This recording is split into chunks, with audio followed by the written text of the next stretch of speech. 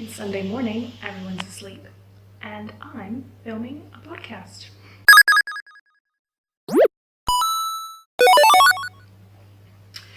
Good morning, everyone, or afternoon, evening, whatever time it is, wherever you are while watching this pre-recorded knitting vlog. As those of you who follow me on Instagram will know, I have been in the countryside this weekend having a little bit of a chill out, a little bit of a break and a cleanse from January, which was just, I don't know, it seems like everybody has hated January. Goodbye, January. I don't want to see you again until next year. So January was a bit nuts and we felt like we needed a bit of a break. We did book this like a few months back and we came up to Shropshire with some friends and we're staying in a big drafty farmhouse. Oh. Hello everyone. My lovely wife and I have gone away for the weekend with some friends who we're waiting to arrive. So I was just going to show you some stuff from this weekend. I'm sitting on this couch in an Airbnb and I'm working on a brioche cat hat pattern, and I'm using, oh, the lighting in here is super great. But anyway, the yarn I'm using Catra on DK sock, which is just there, and I'm using Ectoplasm on Monster Floof, which is just there, and I'm so freezing that I'm sitting here drinking a cup of hot water. That's not even tea, it's just hot water. That's how cold I am. It's freezing. Hello. Yeah, it's pretty cold, but it's pretty here in Shrewsbury. It's gonna be a fun weekend. It is gonna be a fun weekend. Mm-hmm. We're gonna see some football. We are. We're gonna see some football. Yeah, it's still cold. Look at, she's hiding her cold feet underneath me. I mean, clearly it's not as freezing as what the Midwest in America is experiencing right now, but it's pretty cold. And we've just been chilling out and doing some knitting and chatting and watching Time Team on television. It's been really nice. We saw the Man City women's football game yesterday.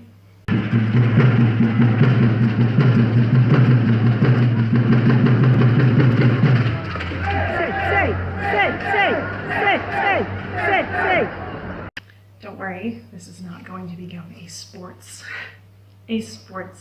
vlog.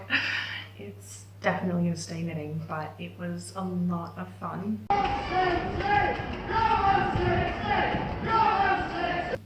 It was a total blast, definitely worth going. If you're wondering what's on my shirt, this is my Knitting is Metal shirt that I got from Knitting is Metal. I'll drop a link in the show notes under the video. If you live stateside, you can get them straight from her. If you live in the UK or in Europe, I do believe Countess Ablaze stocks them. I'll drop notes to those in the show notes. So this weekend, I've been working on something. I know in my last vlog I was talking about how I didn't really have much knitting or crochet mojo. I just felt kind of a bit bored, you know, a bit bored. So I was combing through my Ravelry library and nothing was really like giving me a spark. And then I saw Hutch of Dye Candy. I'll link up to her shop in the show notes as well. She posted a hat that she made on Instagram and it was a brioche like cat hat with ears, using the same construction that most of them use, where you sort of just knit like a big tube and seam at the top. And I thought, oh, you know, I wonder if that's a good way to get into brioche, because I've never knit any brioche before. So it's a free pattern. Again, the link is in the show notes. I grabbed the pattern and I chose some yarn. Because my other hat, my Woolly Wormhead Toph, is green and orange. I cannot wear it in front of the green screen that we use for streaming because it'll just make me look like part of my head is missing. So I thought, oh, I'm gonna knit a new hat.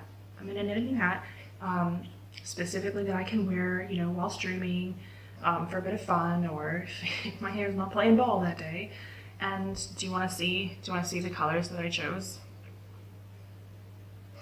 I need to knit a hat, she said, that won't interfere with the green screen, she said, and then picked the greenest yarn that she has dyed. So this pattern uses yarn held double, a DK weight, and like a fluffy textured yarn. So I used Catra on DK sock, along with the Ectoplasm Monster Floof, which is a mohair and merino blend. There's another Monster Floof base that I might be trying, but I obviously have to call it something else, but it's brushed cereal alpaca. I'm gonna give that one a try. But so I held double for these. And it's quite funny because the color repeats on the Catra basically exactly lined up, so one side of the hat is much more blue than the other. You can see I still have ends to weave in. But I started it on Thursday when we drove up here. I knit in the car. I knit a good chunk of the brim in the car. The brim is held double, and then you sort of do some swappy fancy stuff up here. I started it on Thursday when we were on our way up here. And that's basically all I've done. I know I talk a lot about being a slow knitter, and I am, but this is literally all I've done the whole weekend, is just sit around and knit, and I usually don't have that luxury. So I'll show it to you on now because it won't show in front of my green screen, so you're never going to see this on a stream. So I want it to look like part of my head is missing. So it's got a really wide folded brim. Okay, so I've been working on my brioche hat, as you can see here. You can also see there's lots of mistakes in it, but we're going to ignore that because it's my first attempt at brioche ever. I've discovered that brioche is quite yarn hungry, which I knew factually. Like, I know that's a thing that people talk about, but I didn't realize it was going to be this yarn hungry. Like, so I was eyeballing this and I thought, looks like maybe 50 grams. This is DK. And so I was like, right, I'm going to use this kitchen scale and I'm going to weigh it. So we're going to see. 46.2. I think 3.8 grams off is pretty good eyeballing. Also, that's taken me a while to knit. Like, I've basically only been knitting, but hey, hat. It's got a really wide folded brim here. And then I did a 3 needle bind off at the seam with Kate's help. 3 needle bind off is one of those things. I've done it a few times and I always forget how to do it. I always have to look it up. That and Kitchener stitch. I've done it probably a dozen times. I always forget. I have to look it up every single time. So I've done a 3 needle bind off inside the hat. So you can see that creates just a really nice, like a tight seam there. And then it makes a really nice seam on the outside as well. Really, really neat. And I think it makes the little ears pop a bit more, because it kind of pulls it in a little bit. So 3 needle bind off was definitely the way to go. I thought about doing Kitchener stitch on the top. The pattern suggests a few different methods. I thought about doing the Kitchener stitch, but I couldn't be bothered to get off the couch to go and get my yarn needle, but I had a spare needle sitting in front of me in my interchangeable set. So that's what I ended up doing. So I'm really pleased with it. Like I said, it's obviously I still have to weave in. I have to weave in the ends, but I'm pleased. I made a thing in a weekend. Also means that I have to have a new cast on. I am glad that I brought more than one project with me, because we do have a 4-hour drive home. This next part includes a spoiler. Don't say I didn't warn you.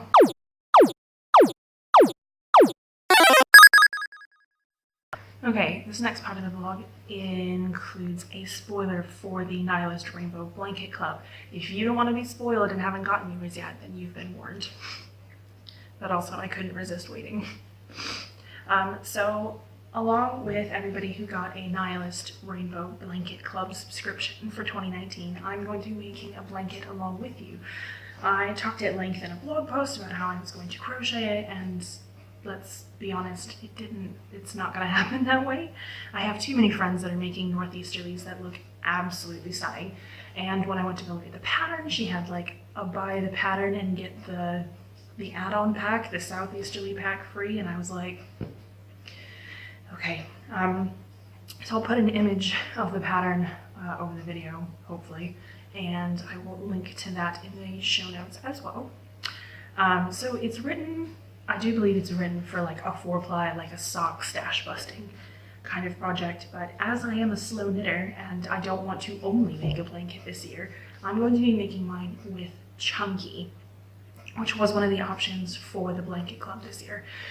So these are the 2 shades that the blanket club subscribers received for January. Each month is kind of meant to flow seamlessly into the next, and I will be sharing pictures on Instagram, but without spoilers. I'll post black and white images so as not to spoil anyone who hasn't received theirs yet. So here we go. This is kind of like a neon pink with some purple in it. And here's a neon pink with like black and purple speckles and splashes. So it's 100% superwash merino in a chunky weight. I'm a bit concerned that the needles that I brought might be a little bit small. So I might have to just kind of cast on and see where it goes. But I'm thinking I'm sort of gonna have a blanket that kind of does a little, so like one, because Northeasterly is kind of like in strips. So one strip will start with this, and then have this, and the next strip will this, and then this. And then next month I'll add on top of that. And hopefully at the end of the year I will have a nice big squidgy chunky weight blanket. The blanket club is 200 grams of yarn every month, but unfortunately signups closed in January. What month is it? What day is it? Time is a construct.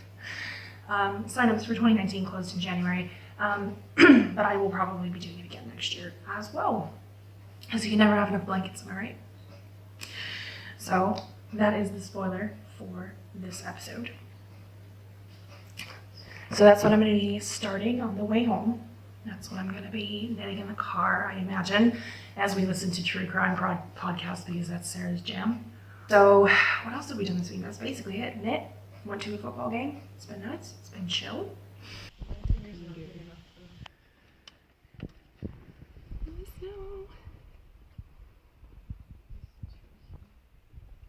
I'll probably put this into my next week's knitting vlog and be like, I went away for the weekend and it snowed. But I don't even know if you can sort of see it in the video. When we were at the football game, got like weirdly like choked up and kind of teary. It was weird. Never thought that I would be a sports gay, but you know. I'll do. Well, yeah, just follow your heart, kids.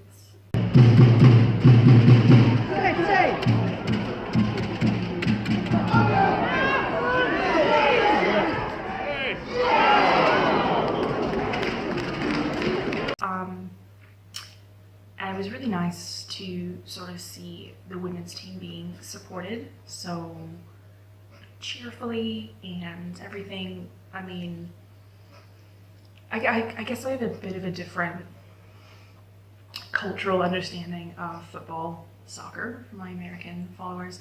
Because when I was growing up, the US women's team was really starting to come into their own, and they've won the most World Cups of like anyone ever.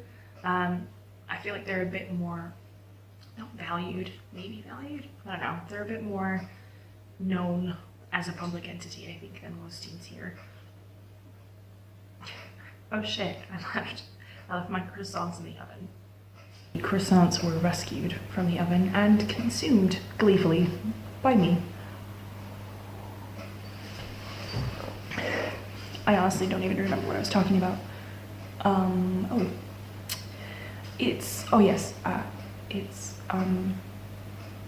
It's interesting to me to, I don't know, to kind of realize how far we still have to go as a society. Women play on a different field than the men. They don't get paid nearly as much. And I mean, the athleticism and the skill, it's all still there. So I know that some people would give the argument, oh, well, you know, they don't bring in as much money. But that's kind of like, it's a self-fulfilling cycle. You don't put them on television, you don't promote them as a team. Of course they're not going to draw in the same people because nobody knows that they're there. And you're not promoting it as heavily. The friends that we were with are season ticket holders.